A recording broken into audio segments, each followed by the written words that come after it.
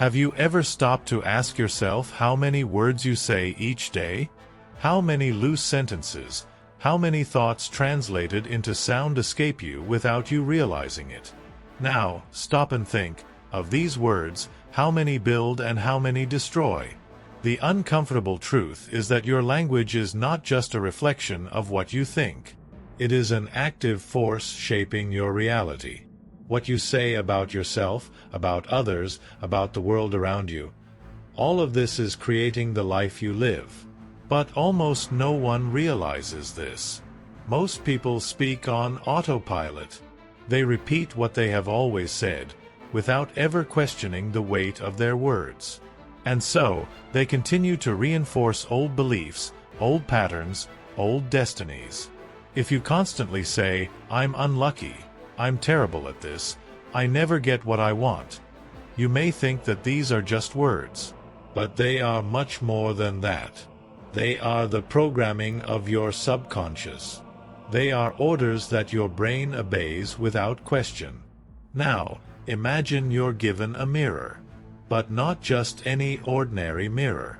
This mirror reflects not your appearance, but the energy of the words you use most. What would you see? An image of strength, confidence, and possibility? Or a reflection filled with fear, insecurity, and limitation?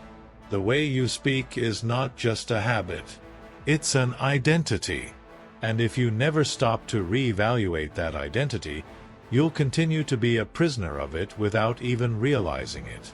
But what if there was a way to change that? To become aware, to regain control, and to start speaking and living in a new way? That's what we'll talk about next. From the moment you were born, your voice was shaped by invisible forces. Even before you consciously chose your words, your way of speaking was already being written by other hands. Your parents, your teachers, the culture around you, they all influence the way you express yourself. Think about the first time someone complimented you on something you said, or vice versa, when they laughed at you, when they corrected your way of speaking, when they made you feel small for not finding the right words. Moments like these leave their mark, and without you realizing it, they begin to define your tone of voice, your vocabulary, and even your confidence when communicating. If you grew up in an environment where your words were always welcome, you probably speak with more confidence today. But if from an early age you heard phrases like, "Speak softly," "Don't say anything stupid," or "That doesn't make sense," then perhaps your voice has become more hesitant, more muted. And this inheritance doesn't just come from your family. The culture around you has also shaped your way of speaking. If you grew up in an environment that valued open communication, expressing ideas may seem natural. But if your reality was full of unspoken rules, you may have learned to swallow your words before you even spoke them. Now, think about how this affects your life today. Your words carry the voice of your history. Your tone of voice brings back memories. Your vocabulary holds echoes of the past. But does all of this still represent who you really are? Or are you just repeating old patterns without realizing it? The good news is that what has been learned can also be unlearned. What was once imposed can be rewritten. You don't have to be held hostage by the voice of the past.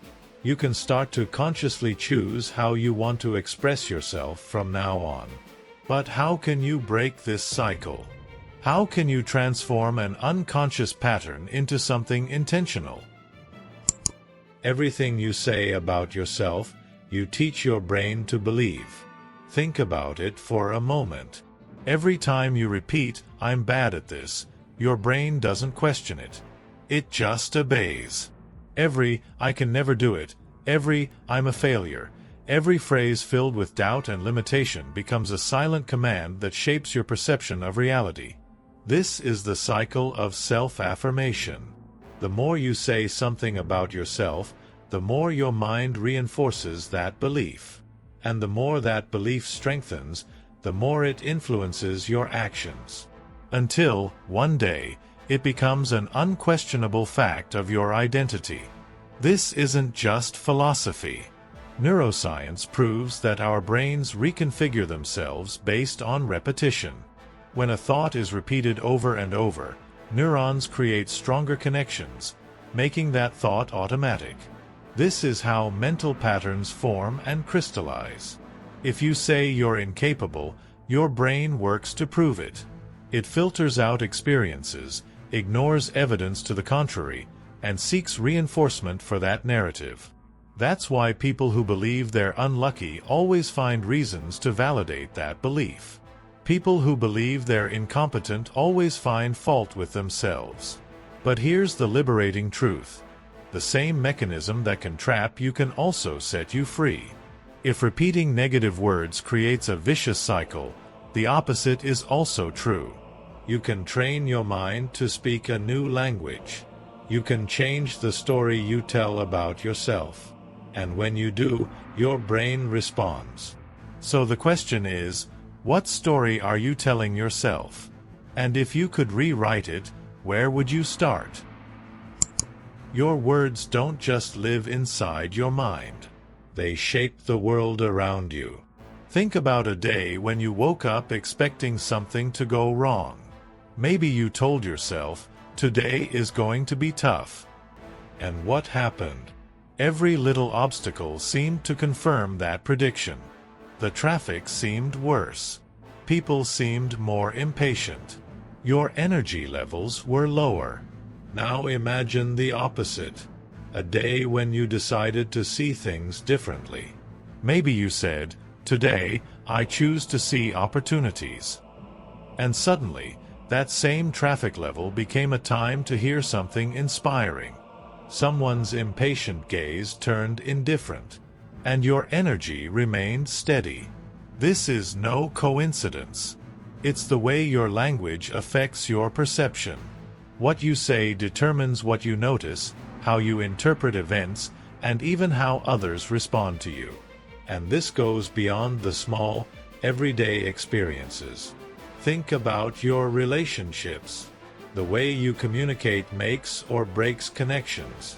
If you constantly tell a friend, "You never listen to me," you reinforce the idea that they're incapable of listening. But if you say, "I feel valued when you pay attention," you create a space for that to happen. In business, at work, in your social life, your words can open doors or close them before you know it. People who communicate clearly and confidently are heard more. Those who express themselves with pessimism and doubt often encounter more resistance. But there's something even deeper to this. Your words can affect your very biology. Studies show that frequent negative self-talk can increase stress, while positive words can activate parts of the brain associated with resilience and well-being. You're not just describing your reality, you're shaping how your body and mind respond to it.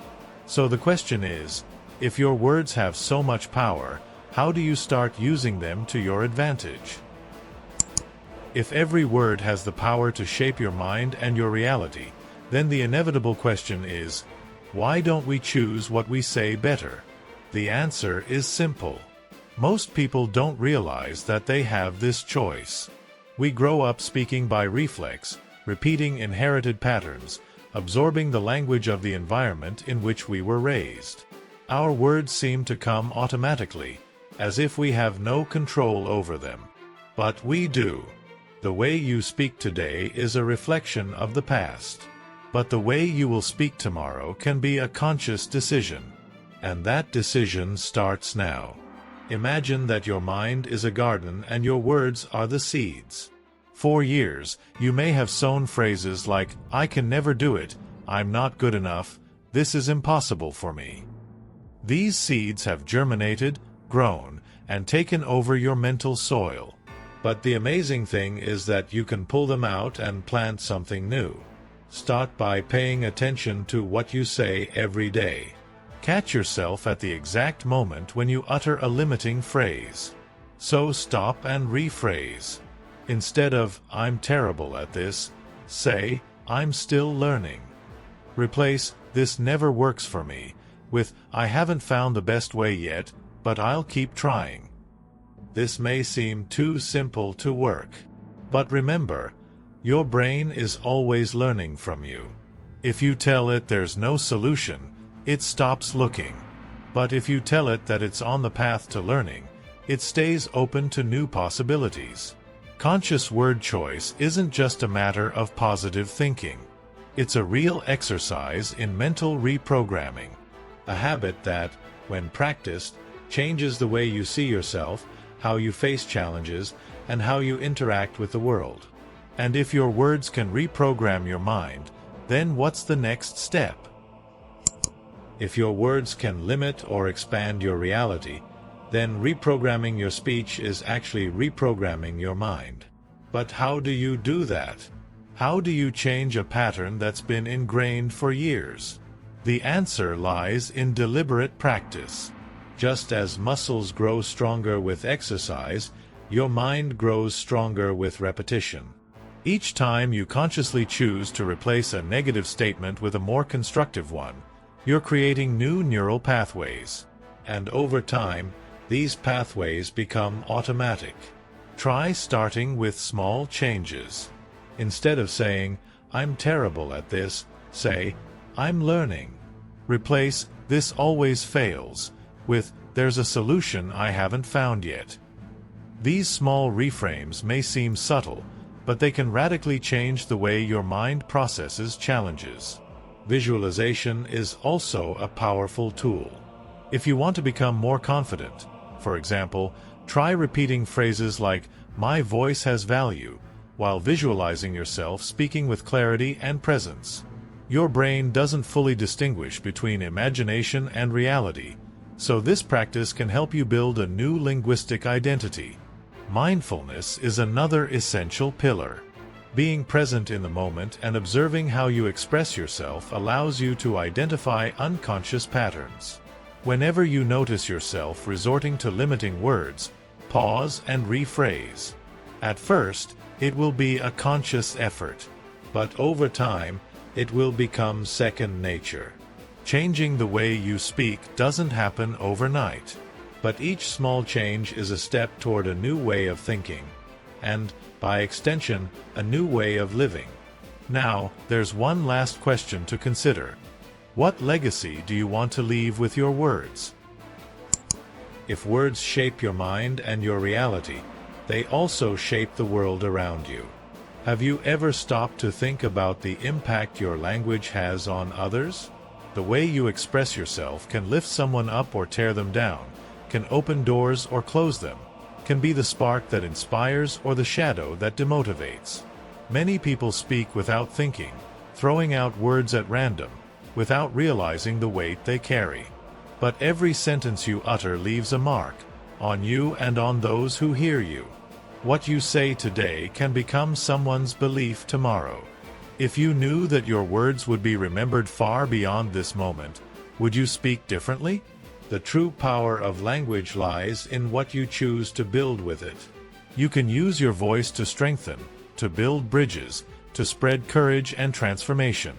You can choose words that uplift, that inspire, that make someone see what once seemed impossible.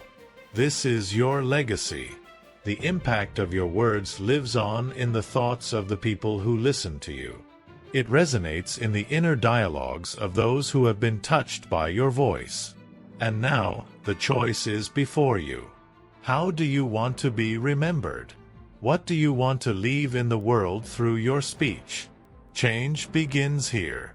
The moment you decide that every word has a purpose.